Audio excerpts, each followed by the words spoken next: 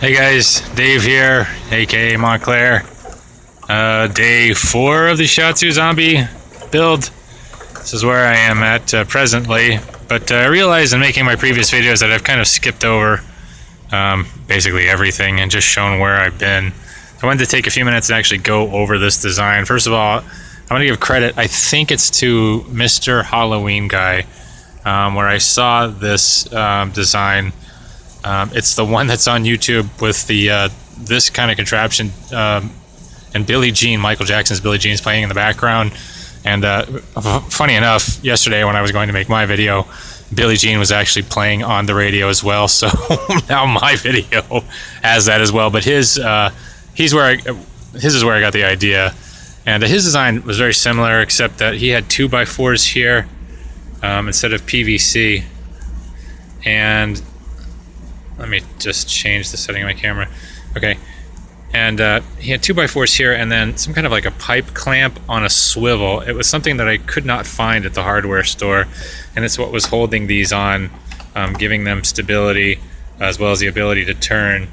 So instead of doing that, I went with, I think it's 1.5 inches. It's an 1.5 inch PVC T, which I cut a little channel out that allows this, allows it to turn, but not go off. I can't lift up.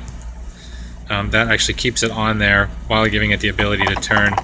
I just did that with a drill and then a chisel, and just threw a screw and a washer in there. And this whole thing is 3/4 inch. All the PVC you see here is 3/4, and this is right here is a coupler, straight through coupler that sits very nicely in this 1.5 inch. Allowing it to turn. So I'm going to go over just, briefly the construction of this thing. These are actually the stability arms. Obviously, they keep the thing stable while these things rotate off the Shiatsu motor. On the motor itself, this came with pads, these rubber pads. They're here somewhere, but I'm not going to take the time to find them and show them, but you know what they look like. They stuck out about this far. I cut them off with an X-Acto knife or a razor, just cut right down the middle. And they pulled right off. I did that on both sides, and underneath that, it's going to be a little difficult to get off because I've got this screw up there, but I think I can do it. There we go.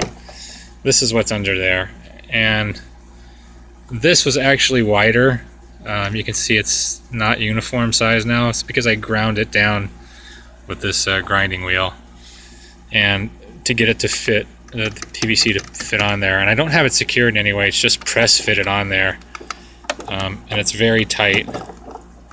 And I don't know if I can get it back on there right now without taking out this other section, so I'll just leave it off so you can see. But this is the whole principle of it, is those, and actually this turns as well, so that gives the PVC the ability to turn here. If it gets bound up on this other connection up here, which is the other swivel point. And this other swivel point is just a cap, 3/4 inch cap. And let me show you on this one instead because it's easier. And inside there is a washer. Get this to focus. A washer, a nut, a lock washer, and a nut. Going into an eye hook is inside the cap. Okay? And that gives you the ability to swivel, and it also gives you this movement here, which is very important, this back and forth. You need that flexibility at this joint, otherwise this thing will not work, trust me. So this is the way that I saw that. I'm going to say Mr. Halloween Guy did it, and I didn't opt for this at first, but I found out very quickly that you need to have that with this design because the whole thing just does not work properly. These joints don't have up and down, and you've got to have that. There's not enough play here, unfortunately. So that's basically it. The only other thing I'll say is to get these arms as close as you can in, because otherwise the body looks abnormally wide. And I would give you measurements, but the shorter you can make the thing, the better. These are maybe a little over a foot, if that, at this point. These are longer, obviously, screwed into a wooden base. This is another cap, similar to this cap here. It's the exact same thing. Again, with a hole through it. I did carve out a little channel here for the cap to sit in. This is with a 1 1/8 inch spade bit. Drilled that down Then took a, I forget what size, another regular bit, just drilled right through so that I could run a bolt through there.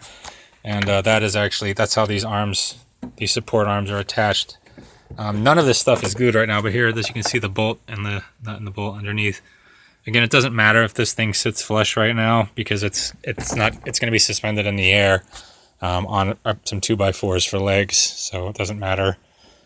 But nothing here is glued yet, and I probably won't glue it. I'm probably just going to drive screws through anything that needs to be attached so that I can make adjustments later if necessary. So that is where we are for now, and I'll be back with more later. I hope that was helpful in how I am constructing this. Thanks for watching, and subscribe if you haven't.